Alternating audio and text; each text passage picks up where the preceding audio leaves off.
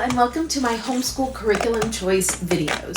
I'm going to do 2 videos where I have this kind of introduction and then we'll break off the grade levels. So I will be sharing the curriculum that we've chosen for 7th grade and 10th grade. So this is the first year that I've had both in secondary school. For those of you who are usually here for my book content videos, I'll be sure to have timestamps below where the history section is, because on the other side of the camera, I have a whole bunch of books that are spread out. And for the curriculum that we've chosen for history, we have a ton of middle grade historical fiction and nonfiction, and high school and adult level historical fiction and nonfiction as well. So there are a ton of book choices. Again, I'll put that timestamp below so that you can just click right to that if that's what you're interested in. I often get a lot of questions about where to get the curriculum, so I'll be sure to link the places that we got this curriculum and all of the links below in the description box so that you're able to kind of track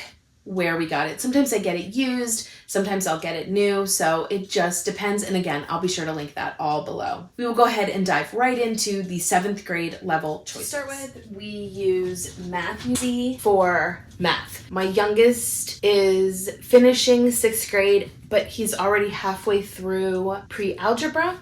So I always make sure that I have the next set ready because he'll finish pre-algebra early on in his 7th grade school year. So Matthew C, we have the DVD. They also offer videos as well that you can just access online, but they're pretty expensive and you can find the used DVDs. So far, everyone that I've ordered on eBay has worked.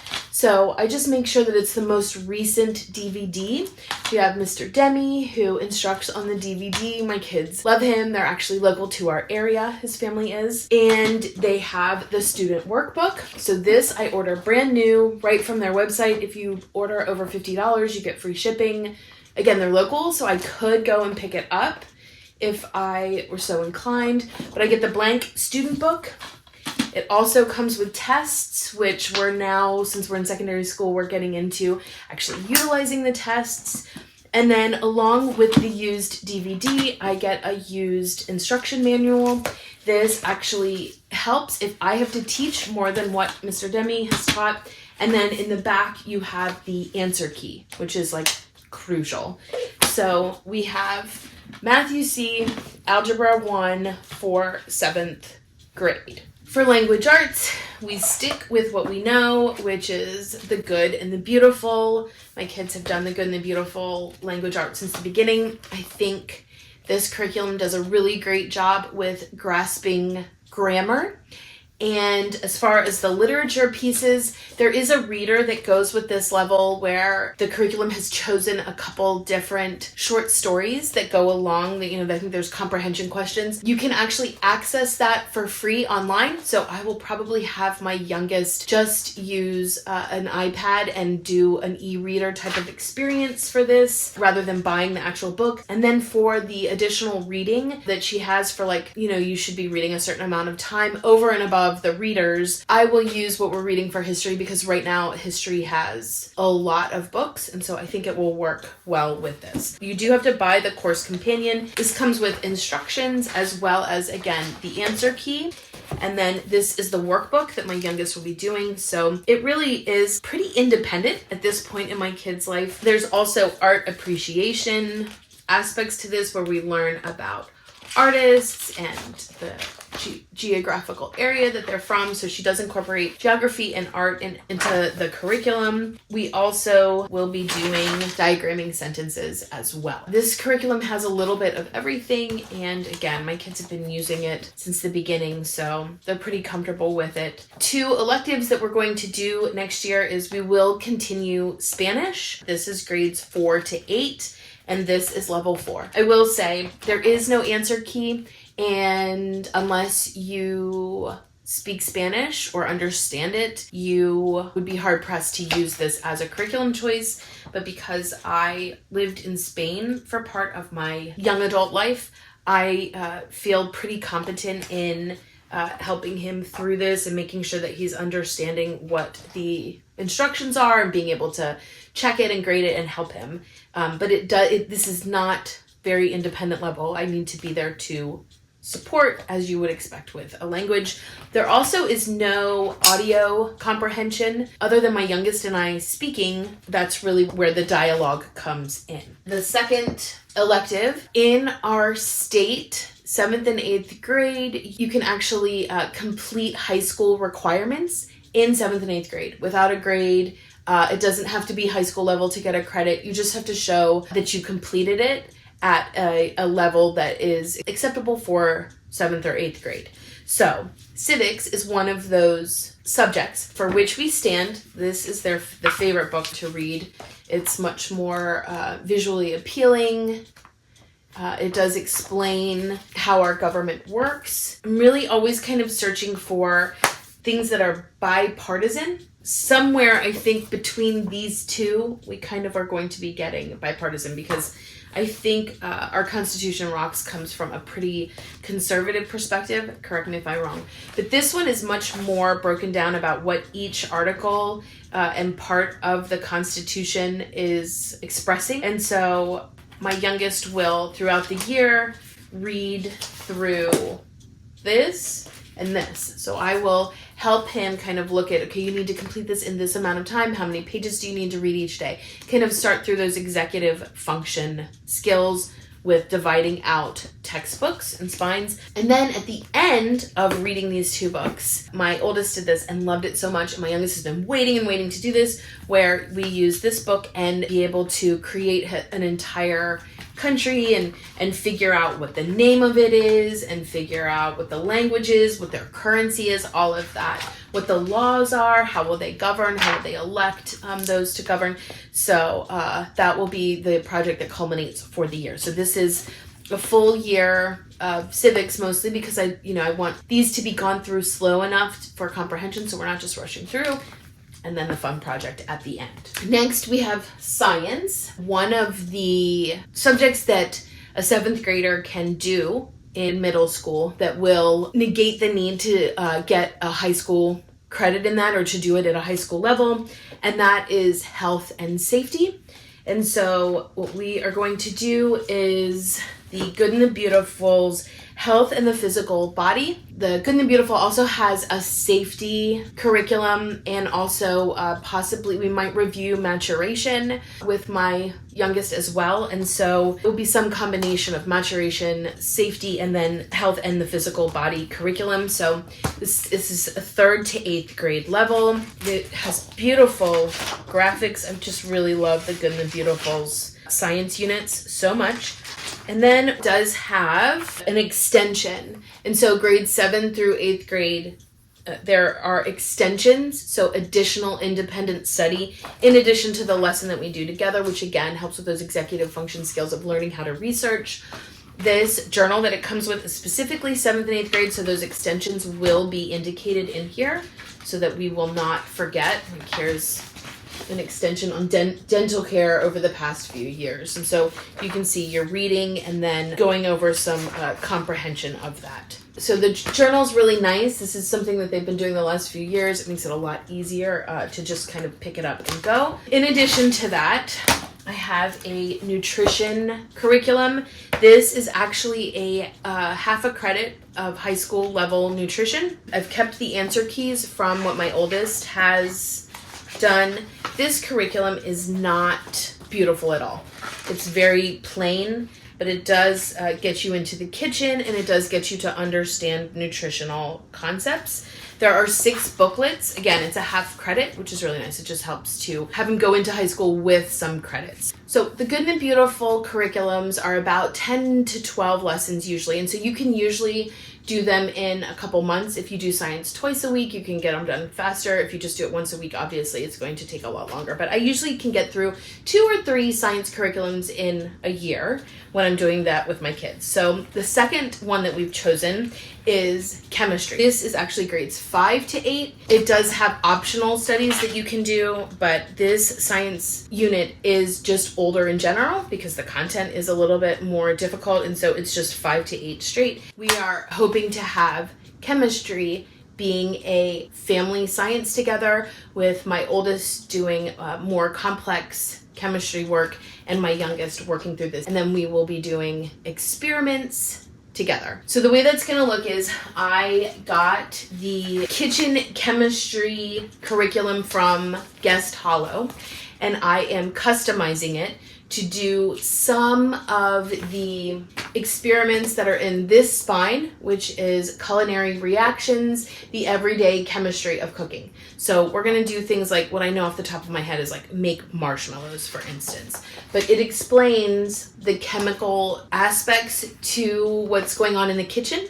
And so I will this summer spend some time sitting down to figure out what exactly out of here do we want to make together as a family. That will be a way in which we're together learning about chemical reactions in the kitchen, in addition to going through this with my youngest. In addition to that, we decided to make the investment to get a huge chemistry kit. This is way more than we would need for 7th grade, but again, we're doing this as a family, and so this has got to be usable for high school level chemistry as well. My youngest is going to want to be right in the middle at 7th grade in any of these experiments, and so we will just set aside a day where we're doing experiments together. We're also, again, going to be in the kitchen together, and so lots of hands-on science and chemistry. Realizing that both of my kids are in secondary school has reminded me that we're approaching the light at the end of the tunnel. We're approaching the end of our homeschooling journey potentially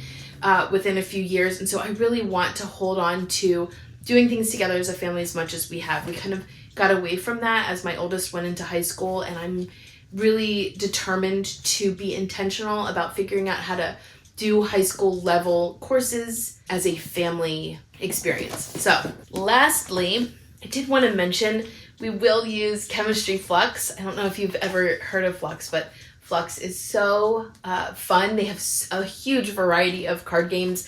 The only one that we have is chemistry. It's actually pretty difficult, but again, I think it will help to solidify the concepts that we're learning in the Good and the Beautiful curriculum, in the kitchen, and in these experiments, and just having it be kind of a fun thing that we would do on a rainy afternoon.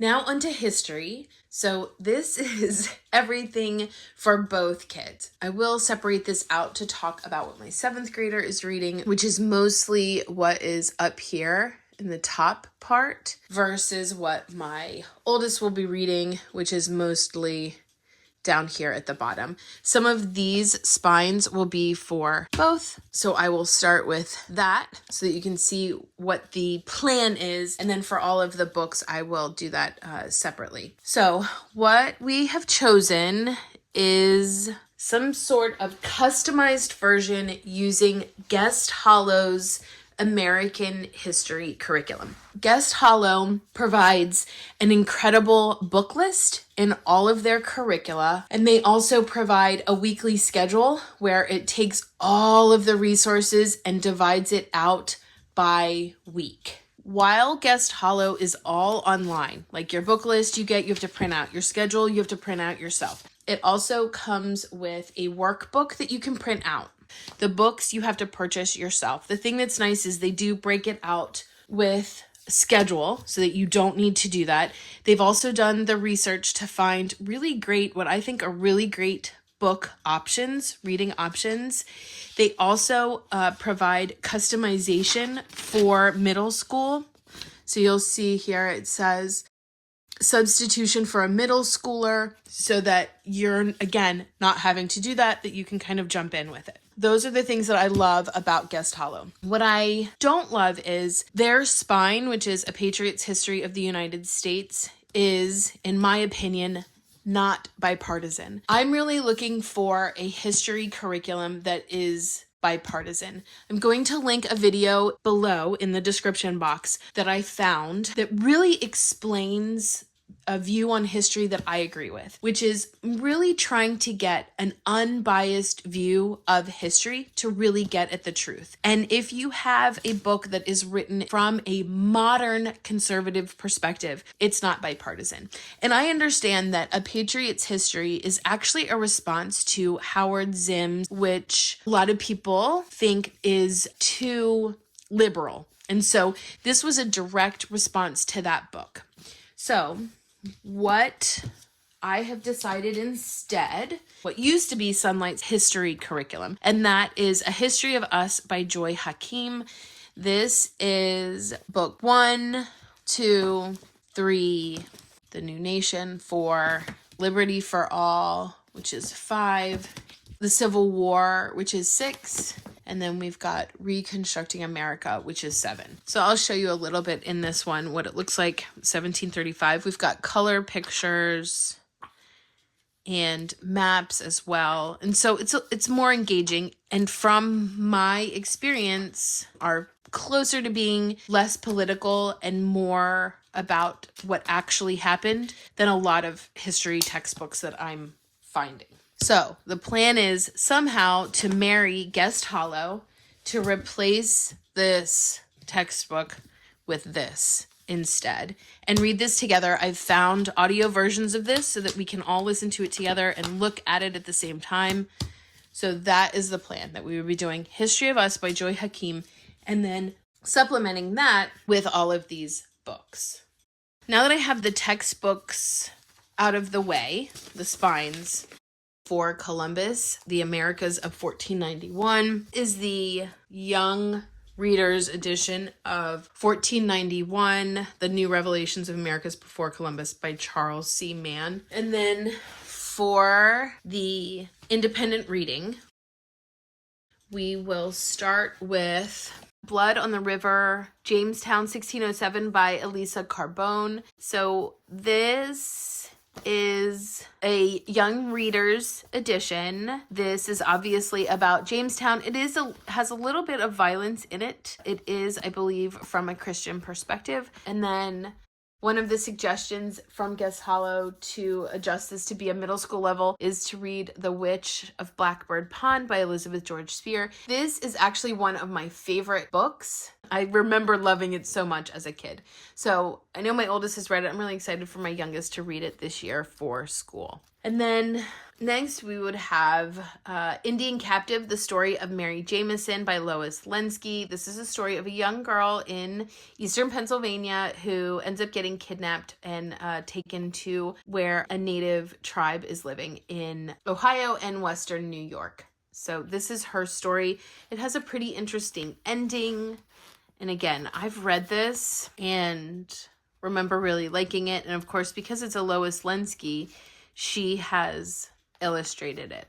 And then I also will ask my youngest to read Carry On, Mr. Bowditch by Jean Lee Latham. And this is the story of an engineer who ends up working on a ship, and I just love like the math focus in this, and it's just a great book for this time period. And then for the revolutionary time period, we have, of course, Nathan Hale's graphic novels Lafayette and One Dead Spy. We also have Gary Paulson's Woods Runner.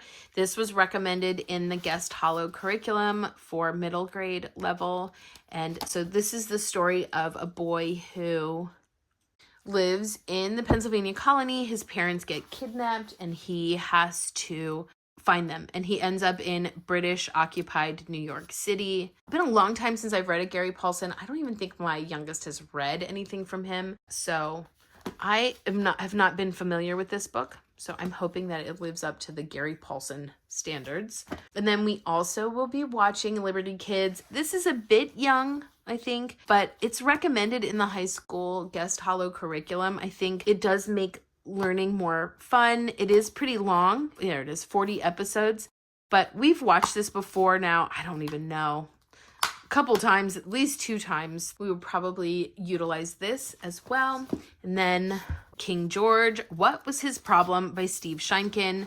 My oldest has read this already and really enjoyed this style that Steve Sheinkin does. And so my youngest will read this. Again, I will go through and divide this out so that he knows each week how much he needs to read of this. And then for Lewis and Clark, as a family, we will go through this book together. And we've actually already read Joseph Bruchak's Sacagawea. I might leave this out to see if my youngest wants to read this again. If not, I do have these two options for him. This is by Eric Sloan, Diary of an American Boy in 1805. Again, with my youngest really enjoying engineer books, I think this is a pretty intriguing choice for him to read about this time period. There's also this as an option. This has the shelters, shacks, and shanties, all the different housing structures of all of the either natives or colonialists or patriots. So it has all of these kind of like building ideas. I thought this might be fun too, to just kind of flip through and learn about as well during that Sacagawea time period. Also, in addition to this time period, I have this brown paper book of a new nation. So we've got the Mississippi River with the game of that we can play inside the book of showing how people traveled on the Mississippi and its uses. We've got Lewis and Clark in this book as well. We also just have stories when the Capitol burned, building the canal. There's a lot of different, I think the War of 1812 is in here. So just some activities and short stories in this as well. So we will use this to supplement this time period. And then we've got Alamo All-Stars by Nathan Hale. Again, my youngest has read all of the Nathan Hales already. I'm sure he wouldn't mind rereading them. And then we've got Which Way to the Wild West this is another Steve Sheinkin. And I will help him by dividing this out so that he knows what he needs to read each week to be able to finish this. And then we've got The Underground Abductor pre-Civil War and Big Bad Ironclad during the Civil War, more graphic novels by Nathan Hale. And then as part of learning about Civil War, he will read Two Miserable Presidents by Steve Sheinkin. This is Steve Sheinkin's take on Civil War. Again, his writing is very relatable, and I think a great just supplement to learning about any time in history. So my youngest will read that as well. And then last, I've chosen Dragon's Gate by Lawrence Yep. I think this was suggested in Guest Hollow. This is actually written after Dragon Wings, but the time period is a prequel.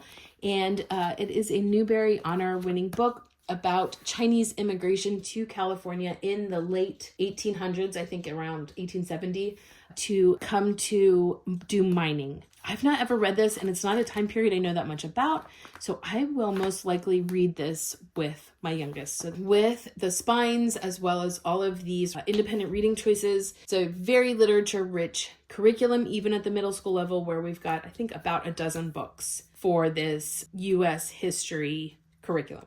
So as I'm out and about, I did want to add in a couple of the other ways that we do school outside of the home. So we are going to incorporate co-op into my youngest's schedule. There is a carpentry hands-on project class that my youngest will be doing with friends. So it'll be great. It's not super academic, but it'll at least be a classroom full of other kids who have a teacher who are taking instructions and learning actual hands-on skills. And again, we've got friends that have been doing this co-op for a long time. And so it's just great for my kids to be able to be with their friends a couple times a week and to kind of build those shared memories. So that, I think, is it. If you have any questions, please feel free to leave them below. I would love to hear what your thoughts are on history specifically, and even if you have thoughts about co-op and all of that, I'd love to have a discussion in the comments down below. Thanks so much for watching, and until next time.